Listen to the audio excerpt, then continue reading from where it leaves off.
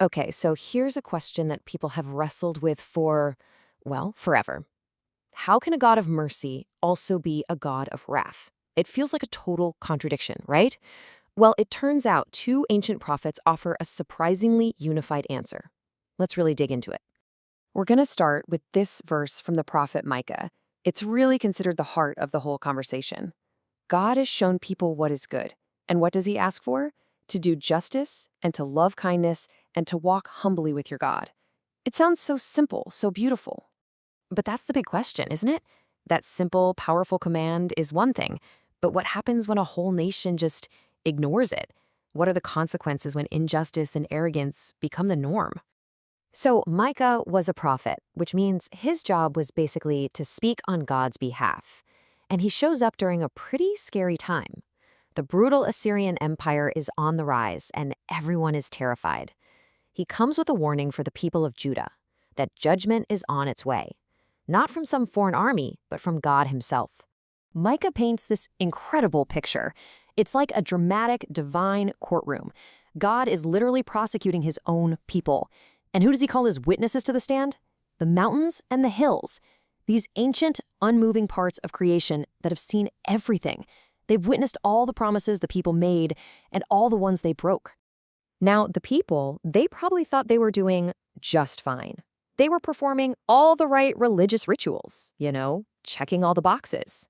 But Micah is about to show them they have completely misunderstood what God actually wants. And here's where Micah's argument gets really interesting. He uses these escalating, almost absurd examples. He asks, okay, are basic burnt offerings enough? Nope. How about thousands of rams, the kind of offering a king would make? Still no. All right, fine. How about 10,000 rivers of oil? I mean, that's just a crazy, impossible amount. And then he brings up the most horrific pagan-style sacrifice imaginable, a firstborn child. And the answer to all of it is a huge, resounding no. This quote right here just nails Micah's message. It's so clever. Will we live by justice, or will we live a life where we simply focus on just us? See what he did there? God isn't impressed by your big, showy rituals if you don't actually care for other people. It's about a humble life of justice, not just putting on a religious performance. So, through Micah, we see a God who is deeply, deeply concerned for the poor, the needy, the vulnerable. He's demanding mercy and compassion from his people. But this is only half the story. The other half is, well, a lot more unsettling. All right, let's fast forward about a century. Another prophet, a guy named Nahum, arrives on the scene, and his description of God's character is, well, to put it mildly, it's pretty shocking. Yeah, the language of quiet mercy and humility is gone. Now God is described as a jealous and avenging God, avenging and wrathful.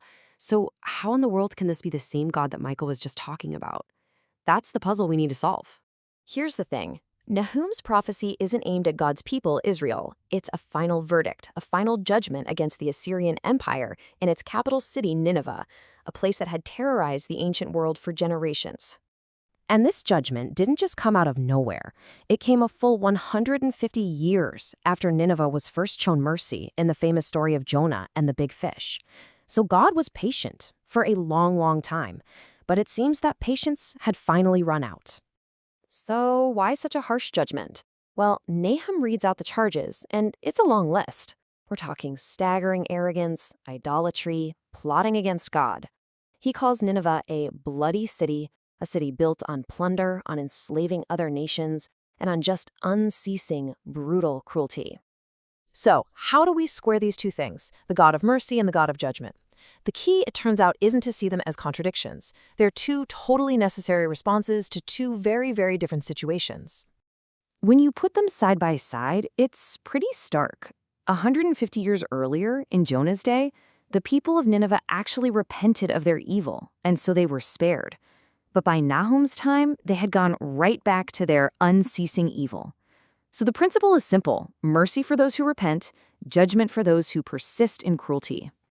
And here's the secret decoder ring for all of this. It turns out both Micah and Nahum are quoting from the same ancient, foundational description of God's character, a passage all the way back in the book of Exodus.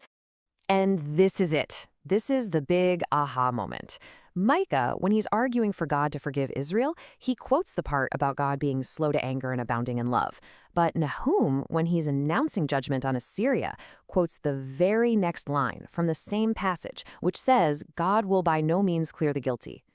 They aren't opposites. They're two sides of the same coin. They're both part of divine justice. This really changes how you look at the whole thing. Divine judgment isn't about God just losing his temper. It's about a God of justice finally making things right in a world filled with violence and oppression. The source material for this explainer puts it so well with this thought. Think about it. What's actually more troubling? A God who judges profound evil, or a God who sees horrific injustice and just does nothing? A God who is indifferent to all that suffering. That would be a true moral monster. So, we're left with this really challenging question to chew on. For the victims of oppression, for the people crushed under the boot of empires like Assyria, is divine judgment a terrifying thought? Or is it actually a profound hope? Maybe, just maybe, justice and mercy aren't so different after all.